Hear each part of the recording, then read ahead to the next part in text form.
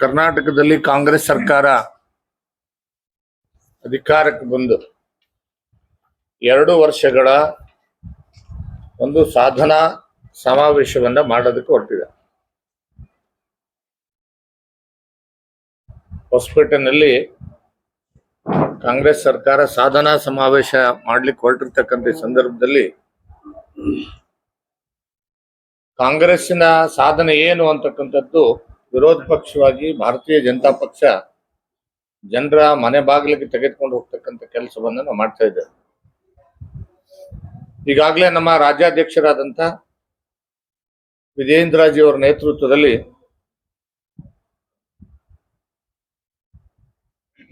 ಮೈಸೂರಿನಿಂದ ಪ್ರಾರಂಭವಾಗಿ ಎಲ್ಲ ಜಿಲ್ಲೆಗಳಿಗೆ ಜನಾಕ್ರೋಶ ಯಾತ್ರೆಯನ್ನ ನಾವು ಮಾಡಿ ಮುಗಿಸ್ತಾ ಇದ್ದೇವೆ. ಇನ್ನೊಂದು ಕೆಲವೊಂದು 2 ಕಡೆ ಬಿಟ್ರೆ ಬಹುಶಃ ಎಲ್ಲ ಕಡೆ ಸಂಪೂರ್ಣವಾಗಿ ಮುಗಿಸ್ತಕ್ಕಂಥ ಕೆಲಸ ನಾವು ಮಾಡಿದ್ದೇವೆ.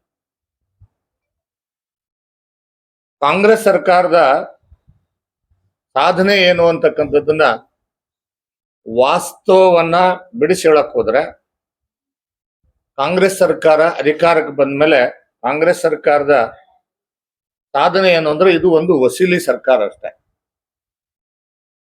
ಮತ್ತು ಬೆಲೆ ಏರಿಕೆಯನ್ನ ಗ್ಯಾರಂಟಿಯಾಗಿ ಕರ್ನಾಟಕದ ಜನಕ್ಕೆ ಕೊಟ್ಟಿರ್ತಕ್ಕಂಥ ಒಂದು ಸರ್ಕಾರ ಇದು. ಜಾತಿಗಳ ಮಧ್ಯೆ, ಧರ್ಮಗಳ ಮಧ್ಯೆ ಒಡೆದಾಳುವಂತ ಸಮಾಜ ವಿರೋಧಿ ಸರ್ಕಾರ ಇದು ಕಾಂಗ್ರೆಸ್ ಸರ್ಕಾರ. ಭ್ರಷ್ಟಾಚಾರದಲ್ಲಿ ಮೊದಲನೇ ಸ್ಥಾನದಲ್ಲಿ, ಇಡೀ ದೇಶದಲ್ಲೇ ಮೊದಲನೇ ಸ್ಥಾನದಲ್ಲಿ ಇರ್ತಕ್ಕಂಥ ಸರ್ಕಾರ ಇದು ಕಾಂಗ್ರೆಸ್ ಸರ್ಕಾರ. ರೈತ ವಿರೋಧಿ, ಅದರಲ್ಲೂ ವಿಶೇಷವಾಗಿ ಉತ್ತರ ಕರ್ನಾಟಕಕ್ಕೆ ಬಹಳ ದೊಡ್ಡ ಅನ್ಯಾಯ ಮಾಡಿರ್ತಕ್ಕಂಥ ಸರ್ಕಾರ ಅಂದ್ರೆ ಅದು ಕಾಂಗ್ರೆಸ್ ಸರ್ಕಾರ. ಕಾಂಗ್ರೆಸ್ ಸರ್ಕಾರ ಅಧಿಕಾರಕ್ಕೆ ಬಂದ ಮೇಲೆ ಫಸ್ಟ್ ಪ್ರಾರಂಭ ಮಾಡಿದ್ದು ಅವರು ಲೋಕಸಭಾ ಚುನಾವಣೆಗೆ ವಸೂಲಿ ದಂಧೆ ಹಿಡಿದಿರ್ತಕ್ಕಂಥದ್ದು. ಇದಕ್ಕೆ ಉದಾಹರಣೆ ವಾಲ್ಮೀಕಿ ಹಗರಣ.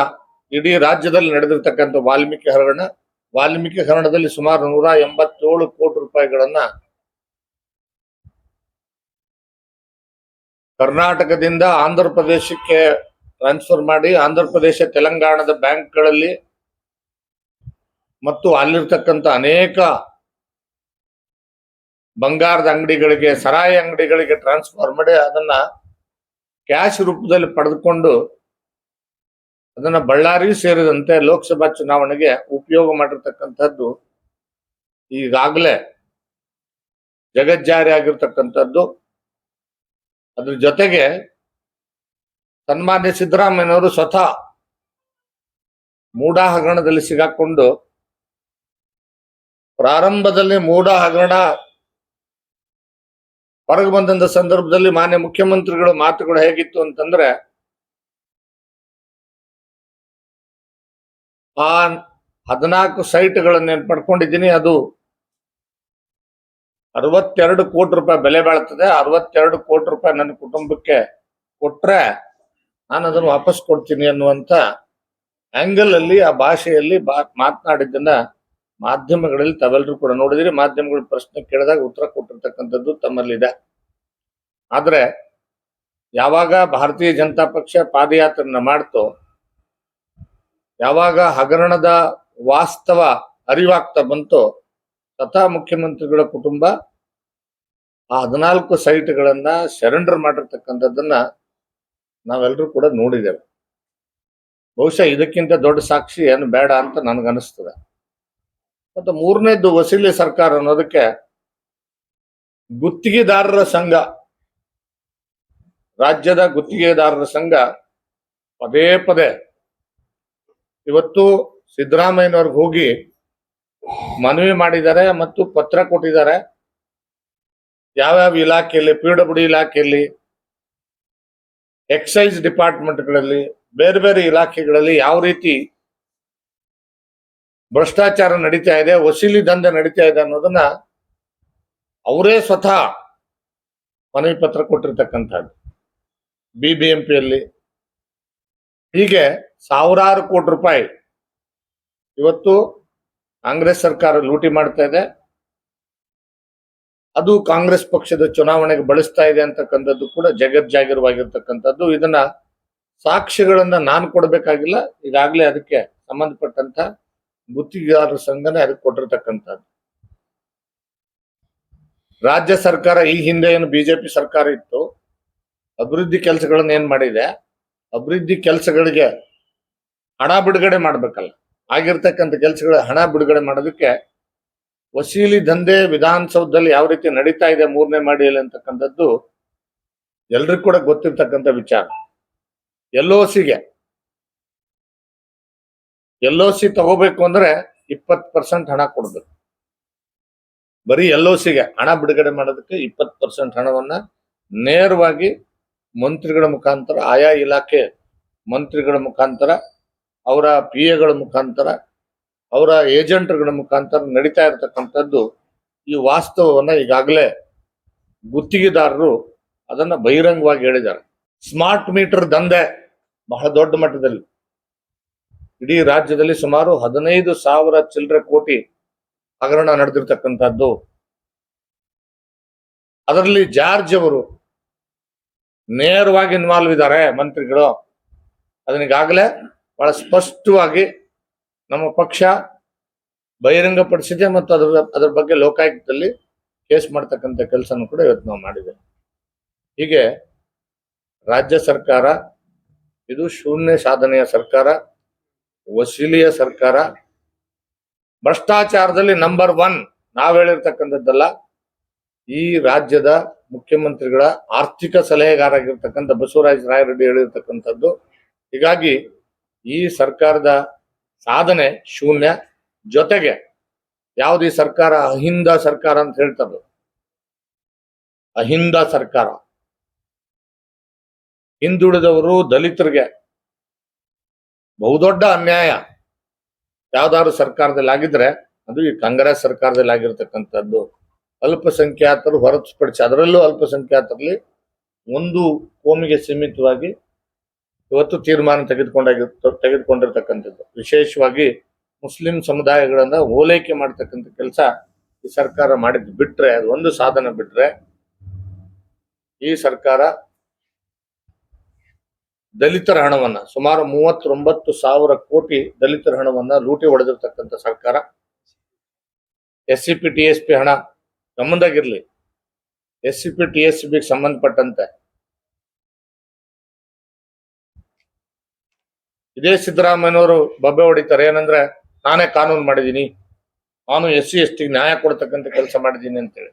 ಆದ್ರೆ SC ST ಮೀಸಲಾಗಿರ್ತಕ್ಕಂಥ ಹಣವನ್ನ ಬೇರೆ ಬೇರೆ ಯೋಜನೆಗಳಿಗೆ ಬಳಸ್ತಕ್ಕಂಥದ್ದು ಮತ್ತು ವಿಶೇಷವಾಗಿ ಗ್ಯಾರಂಟಿಗೆ ಹಣವನ್ನು ಬಳಸ್ತಕ್ಕಂಥ ಕೆಲಸ ಮಾಡಿದ್ದಾರೆ. ಒಂದು ವರ್ಷಕ್ಕೆ 56,000 ಕೋಟಿ ಹಣ ಗ್ಯಾರಂಟಿಗೆ ಬಳಸ್ತೀನಿ ಅಂತ ಹೇಳ್ತಿದಾರಲ್ಲ ಸಿದ್ದರಾಮಯ್ಯನವರೇ.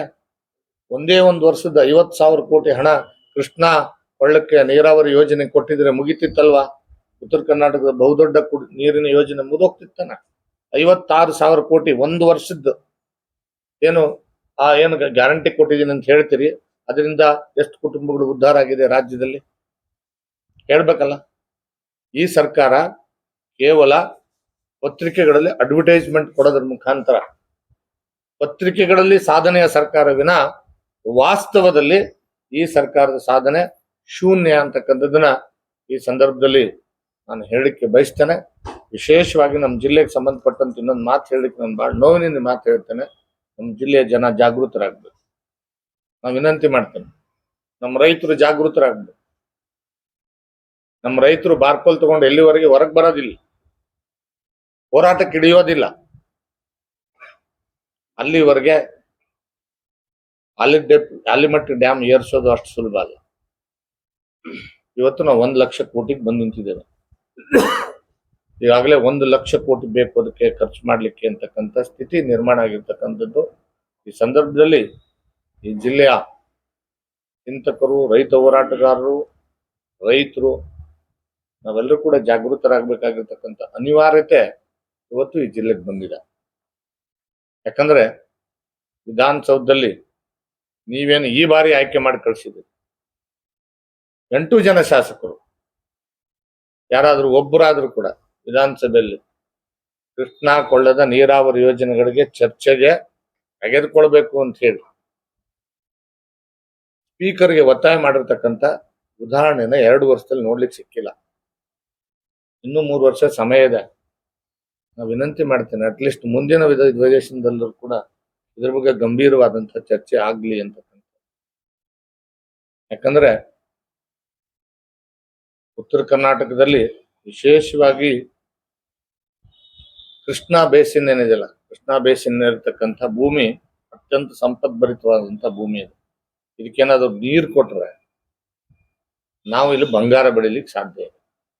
ಅದಕ್ಕೆ ನಾನು ವಿನಂತಿ ಮಾಡ್ತೇನೆ, ನಮ್ಮ ಜಿಲ್ಲೆಯ ಜನ ದಯಮಾಡಿ ಬೇರೆದಕ್ಕೆಲ್ಲ ನಾವು ಏನು ಸಂಘಟನೆ ಮಾಡ್ತೇವೆ.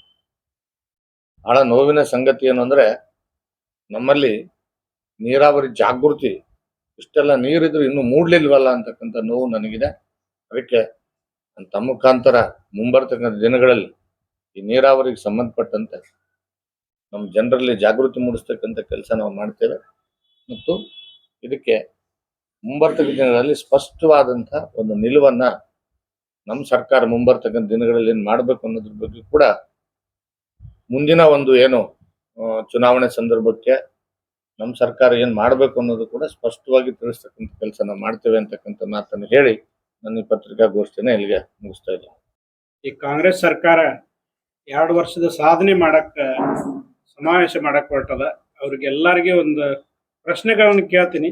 ಎಷ್ಟೊತ್ತಾಗಿ ಸವಿಸ್ತಾರವಾಗಿ ನಡಹಳ್ಳಿ ಸಾಹೇಬ್ರು ಹೇಳಿದಾರ, ಅಧ್ಯಕ್ಷರು ಹೇಳಿದ್ದಾರೆ. 2 ವರ್ಷದ ಸಮನ್ವಯ ಕಾಣದ ಸಿಎಂ DCM ಇದೇ ನಿಮ್ಮ ಸಾಧನೆ. 2 ವರ್ಷದ ದುಬಾರಿ ಜೀವನ ಗ್ಯಾರಂಟಿ ಇದೇ ನಿಮ್ಮ ಸಾಧನೆ. 2 ವರ್ಷದ ಸೈನ್ಯ ಮತ್ತು ದೇಶವನ್ನು ಅವಮಾನಿಸುವುದೇ ನಿಮ್ಮ ಸಾಧನೆ.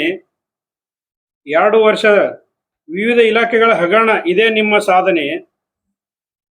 2 ವರ್ಷ ತಾಯಂದಿರ ಮತ್ತು ಮಹಿಳೆಯರ, ಹಿಂದೂಗಳ ದೌರ್ಜನ್ಯ ಹತ್ಯೆ ಇದೇ ನಿಮ್ಮ ಸಾಧನೆ.